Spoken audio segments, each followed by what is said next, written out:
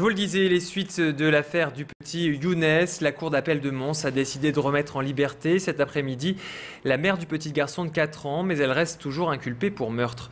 La justice belge a jugé qu'il n'y avait pas assez d'éléments pour justifier un maintien en détention provisoire. Son mari, quant à lui, reste en prison. Il est toujours également inculpé pour meurtre. Je vous rappelle que le petit Younes avait mystérieusement disparu il y a 1 an de la commune du Bizet, près d'Armentières. Son corps sans vie avait été repêché dans la Lys une dizaine de jours plus tard. Grosse coupure d'électricité depuis 12h30 ce midi, rue de la Monnaie dans le Vieux-Lille. Une vingtaine de commerces et une cinquantaine de logements étudiants sont impactés. Visiblement, cette panne proviendrait d'un incident sur un câble basse tension souterrain. Les agents ERDF sont sur place et tentent de résoudre le problème, mais le retour de l'électricité n'est pas prévu avant 20h ce soir. Le niveau 2 du plan grand froid déclenché aujourd'hui. Avec les températures négatives, la préfecture renforce donc ses maraudes et a débloqué 150 nouvelles places d'hébergement d'urgence dans le département du Nord.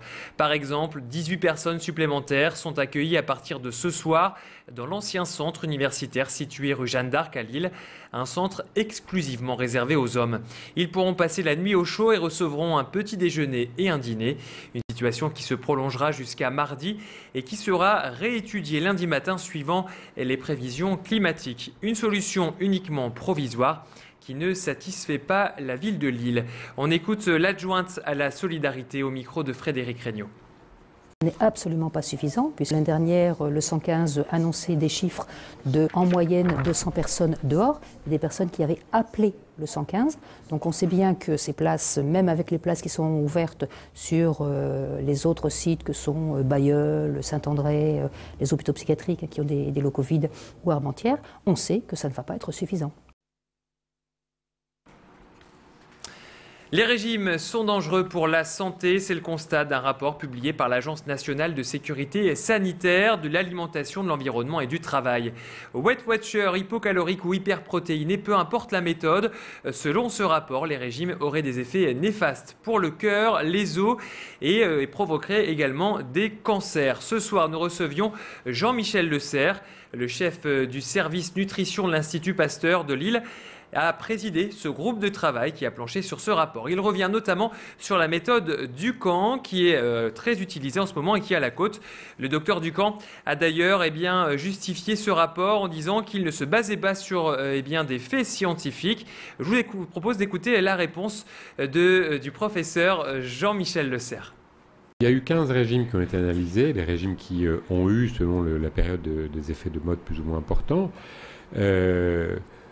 Dukan, il n'est pas ciblé plus que les autres, c'est simplement un peu plus déséquilibré que les autres. Alors qu'il fasse maigrir, c'est très bien, ça ne m'étonne pas. N'importe quel changement antiphysiologique, si je puis dire, va entraîner une perte de poids.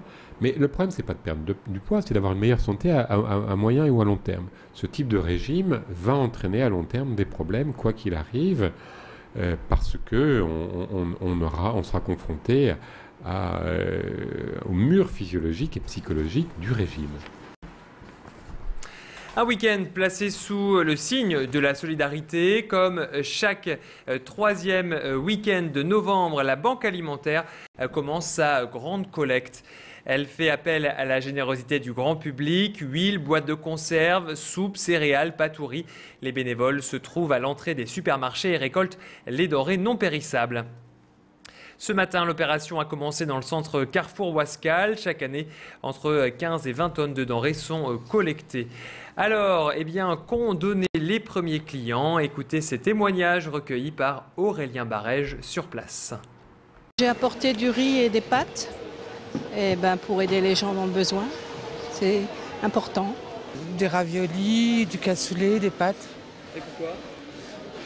Parce que je trouve qu'une boîte de cassoulet, une grande boîte de cassoulet, ça peut nourrir 3 personnes le soir, par exemple. Comme denrée, j'ai rapporté des petits pots pour les enfants parce que je pense que c'est un phénomène actuel auquel il faut vraiment prendre part et aider au maximum de nos possibilités. La nourriture, c'est la vie et c'est le moral en même temps.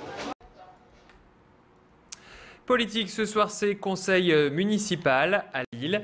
Pierre de Saint-Ignon a tenu une conférence de presse ce matin pour dévoiler l'ordre du jour. Ce soir, les grandes orientations budgétaires seront débattues en vue du vote définitif le 17 décembre prochain. Un budget 2011 marqué par la rigueur, en cause, selon la mairie, le désengagement de l'État et de certains partenaires de la ville. Au total, Lille encaisse un manque à gagner de 6 millions d'euros. Et pour le combler, la municipalité compte sur une hausse des recettes fiscales due principalement à l'augmentation du nombre d'habitants. Allez, on termine ce flash comme promis par une idée de sortie. Rendez-vous au Colisée de Roubaix ce soir et demain soir pour Davaï Davaï. Le chorégraphe Brahim Bouchlaghem présente sa dernière création, un spectacle qu'il propose avec des champions russes de battle hip-hop. La première représentation s'est d'ailleurs réalisée à Saint-Pétersbourg le 11 juillet dernier. Dans Davaï Davaï, Rachid Bouchlaghem emmène les danseurs dans la poésie et leur demande de raconter une histoire sur scène.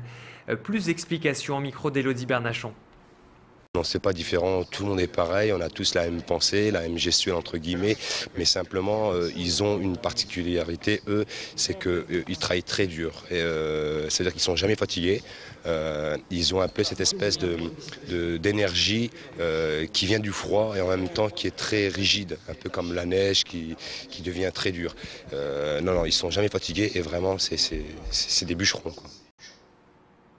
C'est la fin de ce flash, tout de suite la météo.